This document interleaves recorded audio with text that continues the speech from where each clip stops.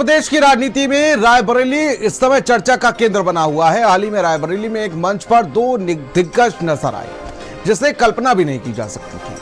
मनोज पांडे और अदिति सिंह की पुरानी दुश्मनी अब दोस्ती में बदलती दिख रही है और इस बदलाव की कहानी राजनीतिक हलकों में चर्चा का विषय बनी हुई है। वहीं अदिति सिंह की बुआ और अखिलेश सिंह की बहन ने मंच साझा करने पर कड़ी प्रतिक्रिया दी है। मंत्री दिनेश प्रताप सिंह ने भी अपनी प्रतिक्रिया दी है। राजनीतिक विश्लेषक इसे आगामी चुनावी समीकरण और साथ ही रायबरेली में संभावित गठबंधन की दिशा में महत्वपूर्ण संकेत मान रहे हैं।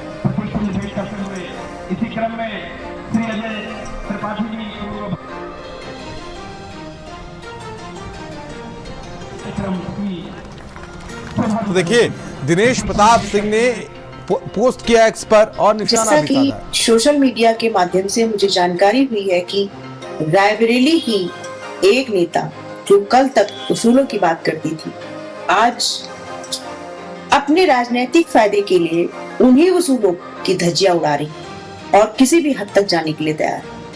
ये वही नेता है जो चुनाव के टाइम उसूलों की बात करके वोट मांगती थी।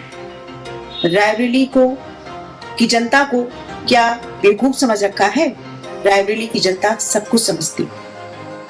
इससे ये साबित होता है कि उनके लिए उसूल अपने पराये मायने नहीं रखते हैं, उनके लिए कुर्सी और सत्ता ही मायने रखती है।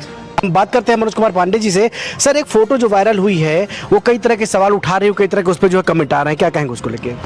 देखिए, कल पर्यटन विभाग का एक उत्तर प्रदेश सरकार का एक कार्यक्रम था जिसमें पूरे जनपद के जिन विधानसभाओं में पर्यटन विभाग द्वारा काम कराया गया है, जिन भी जनप्रतिनिधियों के क्षेत्र में, उसके एक लोकार्पण और शिलान्यास का कार्यक्रम उत्तर प्रदेश सरकार ने रखा था।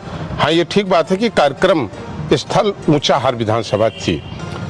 उस कार्यक्रम में सभी जनप्रतिनिधियों के यहाँ हुए विकास कार्यों के शिलान्यास और लोकार्पण के कार्यक्रम रखे गए थे। लेकिन आपने जो सवाल पूछा, इस पे स्वर्गीय रामधारी दिनकर जी की एक हमको कविता, एक लेख याद आ जाता है कि मनु नहीं मनुपुत्र है ये सामने, जिसकी कल्पना की जीभ में भी धार होती है। वाड़ ही होते हैं विचारों के, नहीं केवल स्वप्न के हाथ में भी तलवार होती है।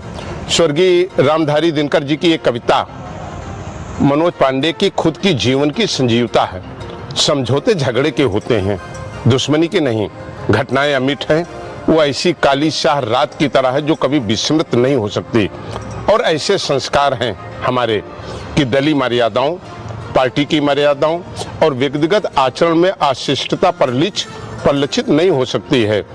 लेकिन अब हम उन गिद्धों को क्या कहें,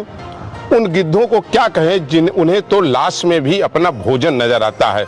तो जो गिद्ध भूखे बैठे हुए हैं, जिन्हें केवल लाश को खाना है, उनके बयानों को, उनके द्वारा लिखे गए लेखों पर मैं कोई टिप्पणी नहीं कर सकता हूं। मनोज पांडे का जीवन अमिट है। मनोज पांडे का जीवन एक खुली किताब है। हाँ, ये ठीक है कि राजनीतिक शुचिता, दलीय शुचिता, सामाजिक मर्यादाएं मनोज पांडे ने अपने जीवन में अलग अलग रखी हैं। रोहित मिश्रा, भारत समाचार, रायबरेली।